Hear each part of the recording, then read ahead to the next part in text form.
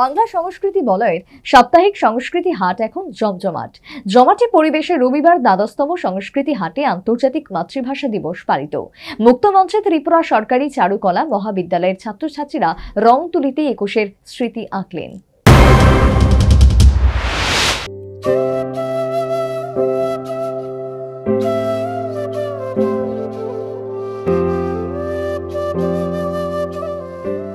শহর থেকে অল্প দূরে সবুজ ঘেরা মাঠের পরে সাপ্তাহিক সংস্কৃতি হাট। চলরে রোজ রবিবার সেনপাড়ার মাঠ। ঝুমুর বাউল গানের তালে অজান্তেই কোমর তোলে। দারুণ মজা মন ভোলানোর, সবাই মাতে ছেলে বুড়ো কিশোর। নন্দননগর কালী মন্দির সংলগ্ন দেবরাম ঠাকুরপাড়ার সেনপাড়া মাঠ রোজ রবিবার বিকেলে এখন আকর্ষণের কেন্দ্রবিন্দুতে।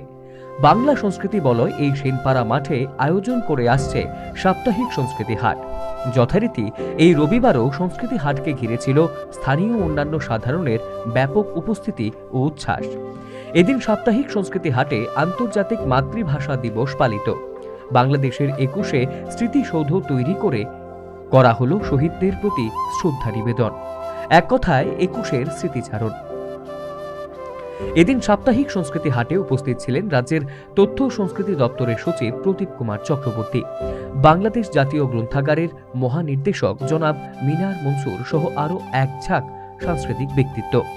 এর মাঝেই ঝুমুরের তালে কোমর দোলানোর অবকাশ। তবু ছিল ২১-এর গুরুগম্ভীরতা, ছিল গিটারের ধুন ও শিল্পীদের গলায় সুরেলা রবীন্দ্রসঙ্গীত। এর মধ্যেই এই সাপ্তাহিক সংস্কৃতি হাটকে আরও আকর্ষণীয় করে তোলার দাবি তুললেন তথ্য সংস্কৃতি দপ্তরের সচিব প্রদীপ কুমার চক্রবর্তী। বাংলা সংস্কৃতি বলয়ে একটা বিশেষ ভূমিকা গ্রহণ করতে পারে এবং এটা যেভাবে শুরুয়াত হয়েছে, বেশি দিন হয়নি, তবে এটাকে চালিয়ে নিয়ে যেতে হবে। এটা আরও অ্যাট্রাকটিভ করা দরকার আছে। এটা বাংলা সংস্কৃতি এবং পাশাপাশি অন্যান্য সংস্কৃতি যেগুলো আমাদের রয়েছে এই রাজ্যে এবং বহিরাজ্যে বা আমাদের বহির্দেশেও ইভেন, সেগুলিকে এখানে আকর্ষিত করতে পারে। বাংলা ভাষা একটা সমৃদ্ধ ভাষা, বিশ্বের একটা পজিশন আছে। এই বাংলা ভাষা এবং সংস্কৃতি জিয়ে রাখতে হলে আমাদের অপসংস্কৃতি যেগুলি আছে সেগুলিকে মাথাচাড়া দিতে না পারে এবং আমাদের সংস্কৃতিকে গ্রাস করতে না পারে, সেই দিকে আমাদের এগিয়ে নিয়ে।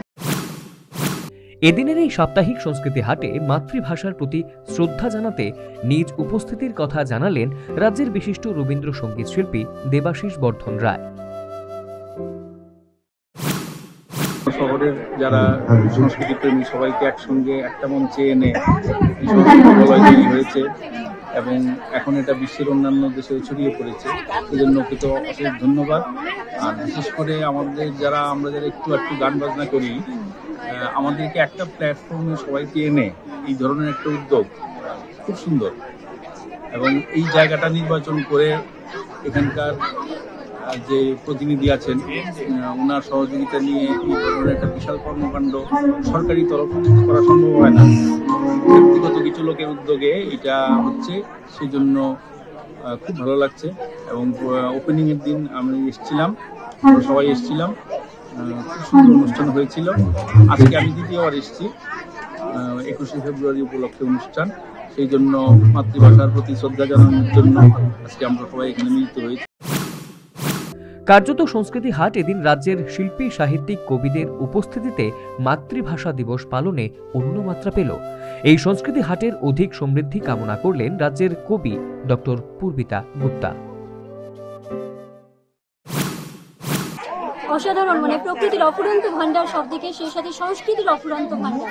এবং আজকে এমন একটা সুন্দর সময় আমরা এসেছি যেখানে বাংলা সংস্কৃতি বনের পক্ষ থেকে আবারও সমস্ত ভাষা আমাদের খামারি নাচ চলছে, তারপরে স্বাগত এবং শুভেচ্ছা জানাই উপস্থিত সবাইকে। এবং আমাদের রাজ্যের আনাচে কানাচে সেই পরিবেশটা ছড়িয়ে পড়ুক এবং সবাই এখানে আসুক, আমি একান্তভাবে সেটা কামনা করি।